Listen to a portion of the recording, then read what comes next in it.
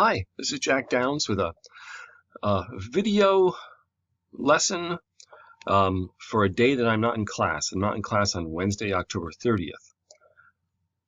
It will probably be available via email throughout the day, and we'll probably be back in my office to some degree on Thursday and Friday, although I may be traveling also.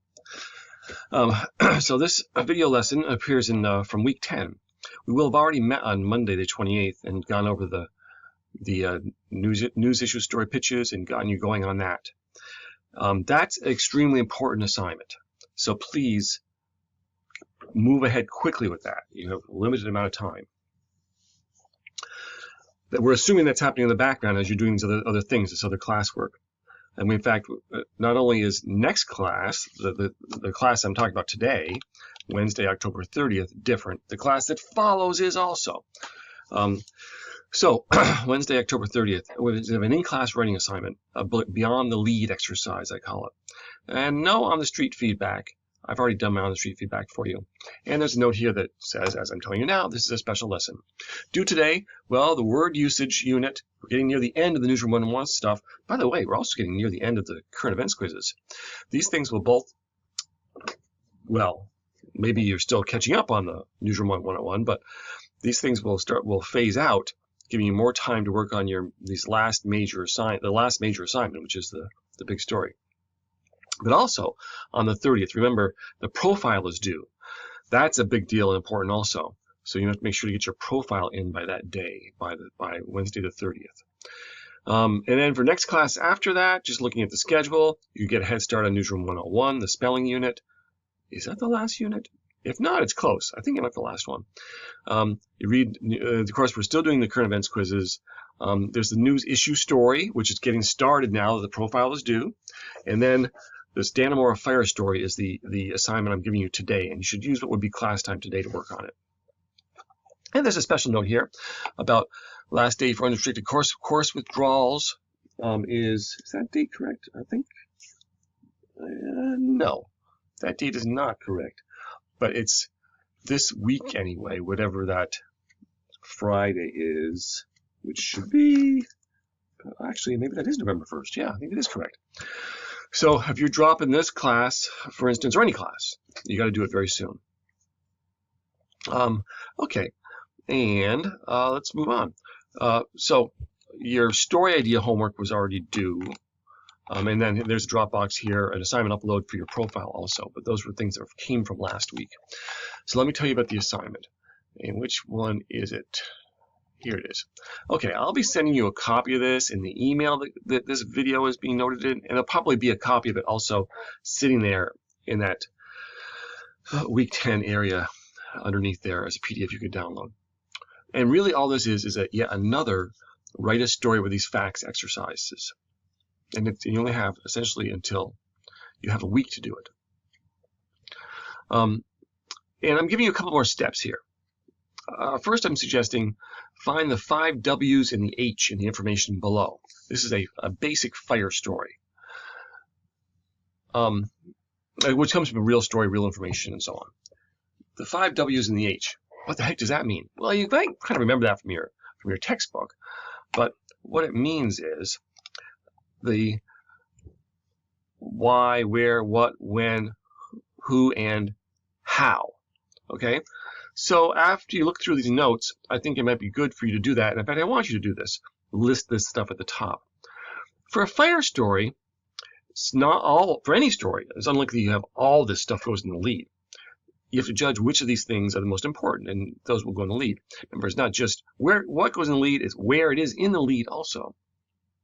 What starts off the lead. So I think probably for most breaking news kind of stories, it's what happened.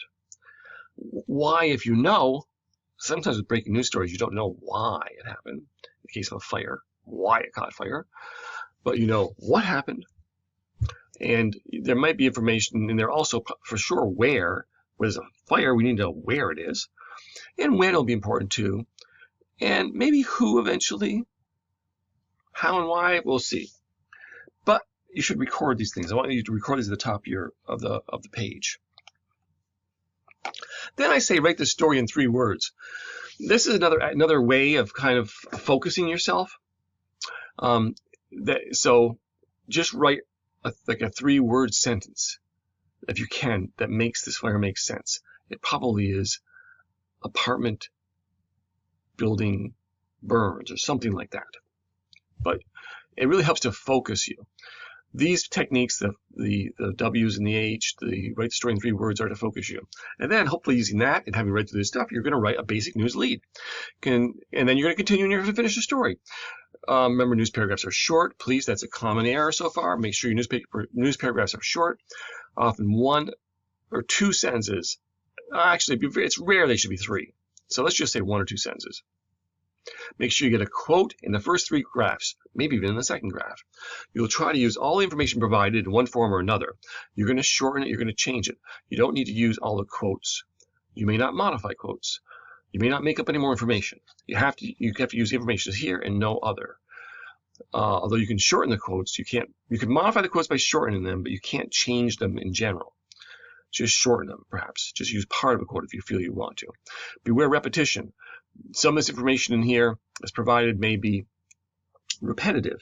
So don't, just because it's in here twice, you don't use it twice. Okay? And remember about the lead. The lead is the most important, the hardest thing to write. This is going to be a basic news lead, almost certainly inverted pyramid kind of lead, or perhaps we could say a basic summary lead. Is the information in a single sentence with facts arranged from the most important to the least important? Is a sentence free of opinion? In fact, this whole story should be free of opinion, except for that given by the quotes and the direct quotations. Is it 25 words or less? Maybe 30, probably 25. Is it in the active voice? You learn about active voice. We'll talk about it some more. Is the lead free of unfamiliar names? Remember, we only use names in the lead if they're recognizable, usually. Usually. Okay. And this is not the right date. It's not due on September 19th. It's due on November 6th, I think it is. It's listed right up here, number 6. Jeez. Okay. So we have a lot of information in here. I'm not going to go through it all, except to say the information is all correct, but it is not necessarily written in the proper format. There's some things to watch out for. For instance, this is how we write time, right? If it isn't, don't use that way. Okay? Is this how we write a street? Look that up in your style book. A numbered address on a street. How do we write that? Is that correct? When is street abbreviated? What about other things like road or so on? Which things are abbreviated in addresses? When are they abbreviated in addresses? All the time, or just when there's a numbered address? What about numbers in general? These are numbers at the start of a sentence. Those are probably correct in that way, right? Would this be a word or would this be a number? Look that up in your style book. Also, what else do I want to see here? Oh, of course, attribution. Said Mike Recor, is that correct, or should it be Mike Recor said? Also, make sure your attribution punctuation is correct. Remember, commas and periods inside quotation marks. Remember, attribution at the after quotes. One question for you is going to be, no one was hurt. Does that belong in the lead or not? Recor said Recor, which should it be? 8 p.m. Oh, this is handling time differently than the other way. Which one is right? A date. A month and a day. November 15th. We read November 15th, but do we write it that way? And also, is November one of those months that gets abbreviated? And if so, how do you abbreviate it? How do you know when does it get abbreviated? Is it because it's with a day? Look that up in the style book. So in other words, there are kind of like errors, perhaps in here to some degree, that you have to make sure you correct as you use the information. All right, this down here is just a reminder about formatting. Please do try to double space, use a byline, use indented paragraphs. I want you to do this from now on with stuff you give me. No spaces after paragraphs. You can figure out how to change that. It depends on what program you're using. And as usual, you're going to save a PDF for this, and that's what you're going to submit. So it's not going to be a long story, there is other advice in here about quotation punctuation and so on too. So as usual, that's information in there. So go ahead and work on that stuff, and that's what you do for today. Now let me move ahead to the stuff that's going on Monday, just so you get an advanced view of it, because it's also unusual what's happening. I'm back here. I'm going into week 11. Okay. There's a current events quiz, as usual, it says. We're moving on to the unit for spelling. That's all fine. But Monday, November 4th, is Black Solidarity Day. And I don't want you to come to class. You don't need to come to class. Oh, by the way, remember for Wednesday, you'll do that lesson outside of class also. The classroom is going to be open those days, but just so you can use the room if you want to. But your attendance will not be taken or required, although these exercises are. And this one is, you must go, instead of attending class, complete a reporting writing exercise in context with the Black Solidarity Day events. So the general schedule for that day, you can look that over, no surprise. Remember that the Dana Moore Fire story is going to be due the next day, and you should be working on the overall big your news issue story now, for sure. The in-class exercise, no, sorry, that's something else. So we're talking about Monday. Here we are, Black Solidarity Day. Here is the assignment that you will have here sitting on this day, and I'll probably email it to you also. And it is here. No, that's not it. No, actually, it is. Okay, here we go. So the Black Solidarity Day assignment. Again, this is Monday, November 4th. Due on Brightspace before class, Wednesday, November 6th. So that's the next day. So there's actually two things due that day on Brightspace. Instead of coming to class, attend one of the Black Solidarity Day events as a student reporter, a student journalist. You'll seek out an event, hopefully that focuses on just one or two speakers.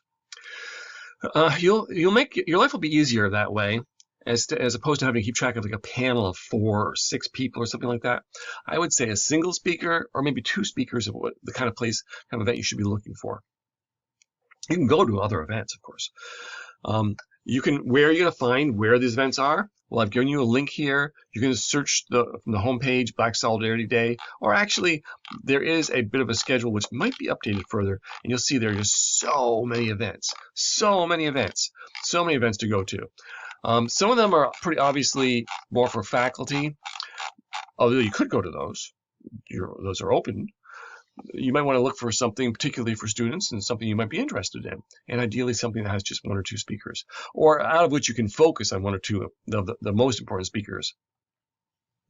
So while at the event, make sure to get the full names and titles of any speakers and get them spelled right. Write them down. Take complete notes of the event, focusing on the facts, the paraphrases, and the direct quotes you would likely use in a story. In other words, you're not going to write every word. Of course not. You're going to focus on the stuff that would work well in a story. You'll get a feeling for what the story would be as you go. Get at least 4 full sentence direct quotes that add emotion or other special context to the event. Optionally, you may record the event. So remember, when we're saying the direct quotes, you don't just put it down because they said it.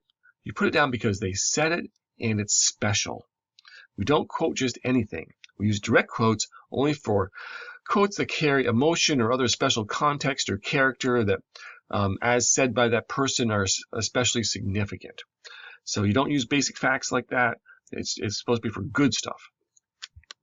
So you may record the event if you wish, and if it helps you out, you don't have to. I want you to approach the speaker after the session if possible, unless it's really impossible. I really want you to try to approach them after the session. Identify yourself as a student journalist. You are a student reporter, and ask at least 1 follow-up question. I think if you look at your notes, you'll probably have a follow-up question or 2. You can explain that this is for a class assignment and take down notes from them. Immediately after, I want you to transcribe all your notes. Type them up, in other words. Clean them up. Load the file of notes to Brightspace. You don't have to write a story at this time. Just submit the notes. But make sure they're complete, because you may be using them. You probably will use them in the future. Extra credit, take a picture of a speaker at the event, one who is in your notes. So take a picture and submit that in Brightspace too. Now, overall, when you're taking the notes and thinking about the story that this could become, and also when you're working on the fire story and you're thinking of your lead, remember, a lead for the fire story is not going to be, there was a fire in Dannemora at this day and time. It's, what did the fire do, right? What did the fire do? And then you can tell us the day and time and place. But you're going to focus on what happened. Same thing for this. The fact that someone spoke is not the story. They themselves are not the story. Although if it's an important speaker or the name we might recognize, the name might be in the lead.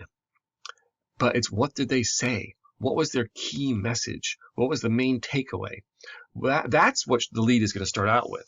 So you're going to give us the meal, not the menu. You're not going to just tell us someone spoke. You're going to tell us the key thing that they said. So make sure to think about that as you're taking your notes down too. Okay, I hope this is complete and makes sense to all of you. If it's not, please send me email during part of this time. Of course, I'll be around too. So you can ask me about that too. And then normal classes will resume on Wednesday the 6th. Thanks a lot.